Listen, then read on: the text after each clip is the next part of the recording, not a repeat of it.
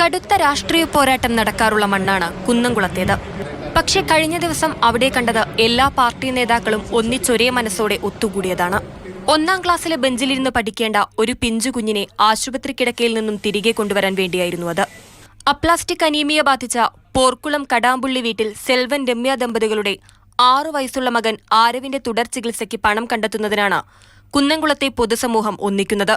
CPM, Congress, BJP നേതാക്കളും വ്യാപാരി സമൂഹവും പൊതുപ്രവർത്തകരും ആരവിനായി സഹായം അഭ്യർത്ഥിക്കുകയാണ്. കുന്നംകുളത്തെ മുഴുവൻ ആളുകളെയും സമീപിച്ചുകൊണ്ട് ഈ തുക സമാഹരിച്ചു നൽകാമെന്നുള്ള ഒരു ഉറപ്പ് ആ യോഗത്തിൽ വന്ന മുഴുവൻ ആളുകളുടെ ഭാഗത്തുനിന്നുണ്ടായി.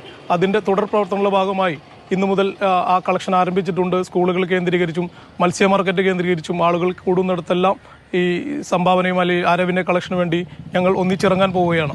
ആദ്യഘട്ടത്തിൽ അമ്മ രമ്യയുടെ മജ്ജ എറണാകുളത്തെ സ്വകാര്യ ആശുപത്രിയിൽ വെച്ച് ട്രാൻസ്പ്ലാന്റ് ചെയ്തെങ്കിലും പൂർണ്ണമായും വിജയിച്ചില്ല. നിലവിൽ കോഴിക്കോട്ടെ സ്വകാര്യ ആശുപത്രിയിൽ പീഡിയാട്രിക് ഓങ്കോളജി ഡോക്ടറുടെ നിർദ്ദേശപ്രകാരം പിതാവായ സെൽവന്റെ മജ്ജ ആരവിന് മാറ്റിവെക്കാനുള്ള തയ്യാറെടുപ്പിലാണ് കുടുംബം.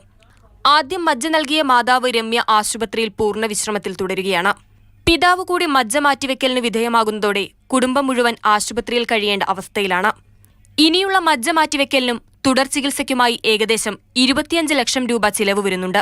കുന്നംകുളത്ത് മാത്രമല്ല, എല്ലാ സുമനസ്സുകളും സഹായിച്ചാലേ ഈ 1ാം ക്ലാസ്സുകാരന് ജീവിതത്തിലേക്ക് തിരികെ എത്താനാകൂ. മാതൃഭൂമി ന്യൂസ്, തൃശൂർ.